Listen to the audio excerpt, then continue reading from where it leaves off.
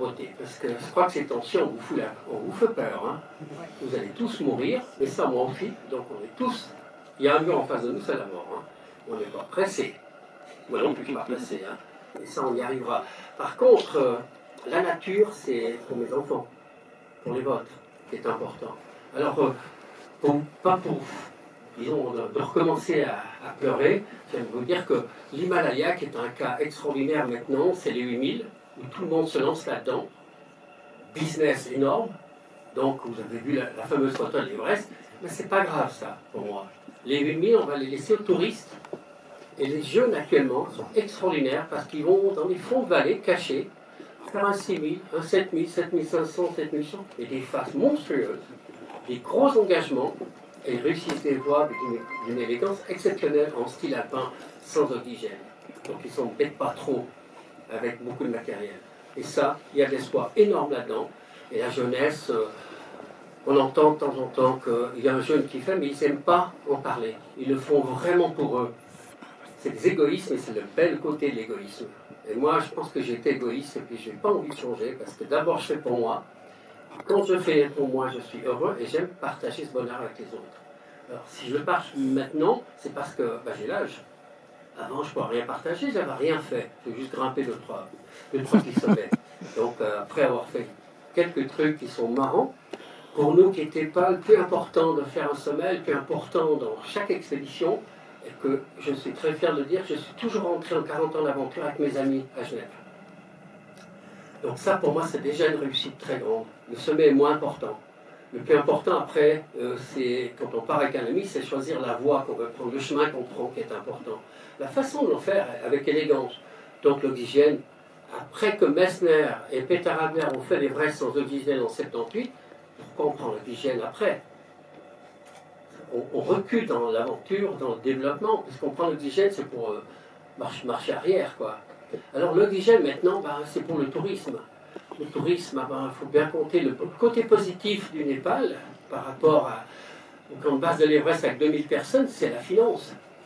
Donc, c'est pas eux qui font le plus de fric, c'est ceux qui organisent depuis l'extérieur, mais eux, les Sherpas, ils font peut-être faire des études à leurs enfants, qui sont extraordinaires, parce que les Sherpas, c'est comme des gens intelligents, ils apprennent très bien les langues, ils sont impressionnants.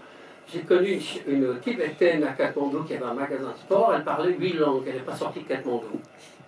Elle parlait même l'accent vaudois quand elle elle répondait à Peralin avec l'accent vaudois. Donc elle parlait anglais et américain. Il y a deux langues, hein, c'est juste. Hein. Donc vous voyez, il y a vraiment de l'espoir. Quand on parle de glacier, alors bien sûr, moi à la folie, quand je vois le glacier de la Neuve, oui, moi je l'ai vu avancer. Alors ça c'est extraordinaire dans mon jeune âge, juste aspirant guide dans les années fin 60, 70, je le voyais avancer. Il poussait tellement qu'on ne peut plus passer dans le passage actuellement, on peut passer sur des chaînes, sur le rocher, qu'on a mis des chaînes pour essayer à monter, à descendre.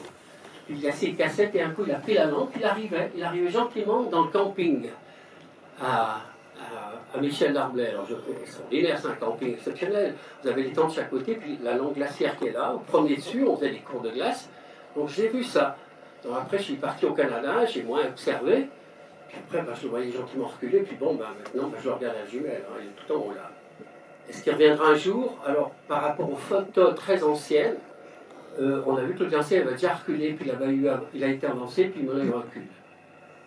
Alors, est-ce qu'il faut bannir ça? Moi, je pense que le plus chose importante, actuellement le plus dur, il faudrait secouer toutes les politiques mondiales mais dont la planète, ils ne sont pas préoccupés. On mange la planète, et puis on veut manger plus encore. Donc c'est ça le grand problème. Donc la pollution, c'est pas forcément nous qui la sommes, mais c'est ce qu'on nous présente tout le temps. Actuellement, ça se bagarre beaucoup. Moi, j'aime bien voir les jeunes dans la rue. Il y a encore des choses à corriger chez eux. Un journaliste a bien dit à un jeune, il a dit, oui, je suis tout à fait d'accord qu'ils descendent dans la rue, mais déjà, regarde un petit peu comment tu t'habilles, c'est toujours la dernière mode.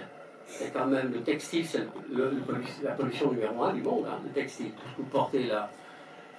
Puis les piles dans les armoires, ça fait partie. Puis après, elle leur dit, t'as vu le téléphone? Tu sais ce que c'est que le téléphone? C'est une sacrée pollution. Puis qui c'est qui va chercher le fameux métal qu'on emploie pour faire les téléphones? C'est les petits gamins dans les coins perdus de la planète. Donc c'est ça aussi qu'il faut voir. Alors après, ben, c'est vrai que maintenant, on a un début de révolution, et les jeunes, moi c'est ce que je dis aux jeunes, lundi à vendredi, j'ai fait 7 conférences à des jeunes en Valais, apprentis, école de Châteauneuf, et puis Saint-Maurice. Mais j'aurais demandé à vous de changer la planète et puis de voir l'avenir un peu mieux, et puis essayer, disons, de ne pas vouloir plus, mais juste prendre le bon moment, puis profiter de cette nature qui est magnifique. On a encore beaucoup de chance. Ce qui me fait peur, c'est que chaque fois on vous fait peur, et vous vous rappelez le Bostrijch, on vous a parlé de ça, c'était foutu. Il n'y aura plus de forêt chez nous.